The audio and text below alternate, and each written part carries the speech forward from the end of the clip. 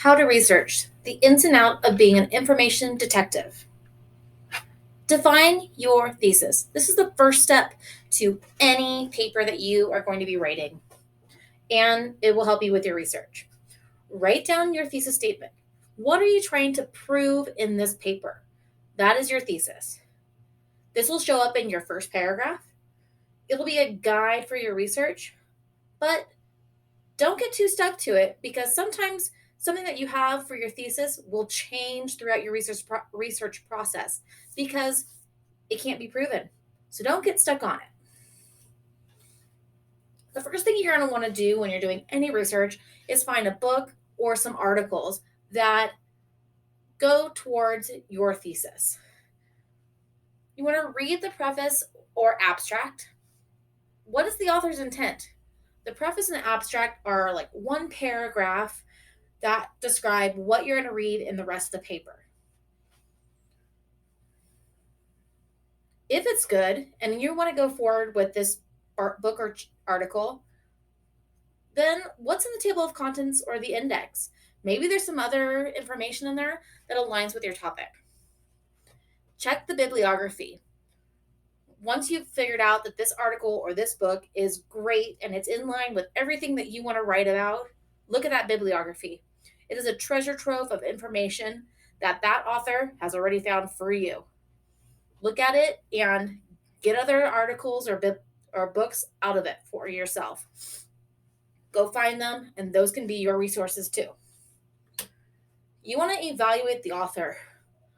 Who is this person? Hopefully they're reputable, they're credentialed, they're experts in the field, have other people cited their work. You want to know because you want some good information coming into your paper. You're going to do the same thing for websites. Make sure that the website is in line with the type of paper that you are writing. Is it educational? Is it commercial? Is it entertainment based or promotional? Is it factual, opinion based, or one sided?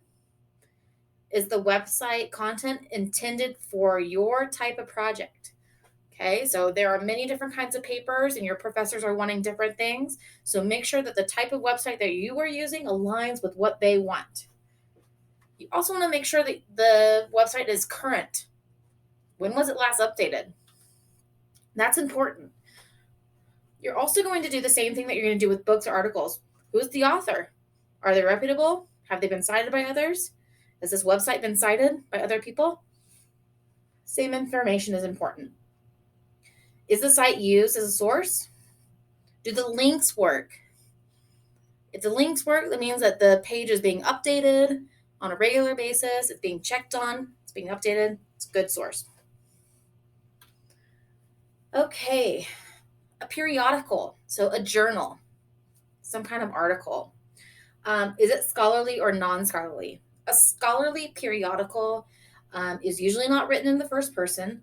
They normally have a footnote, endnote, or bibliography section. So they've cited information. They also have included an abstract, maybe a literature review, methodologies, and conclusion. They are usually original research, so something that this author has found and claimed to be true, with using citations and quotes from others.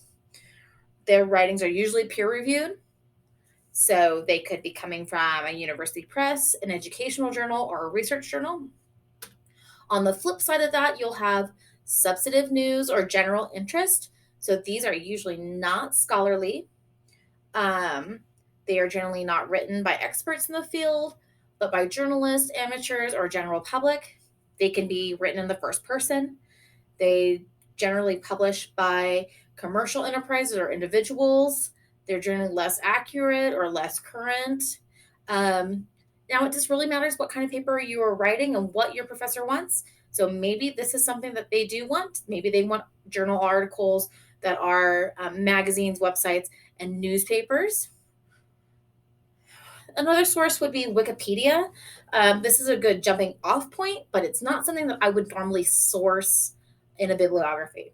So don't take Wikipedia as a source, but use it as a jumping off point. I'm going to be going over how to use Google Scholar, the library website for databases, and the library catalog in another video to go more in depth about those. So come back for that.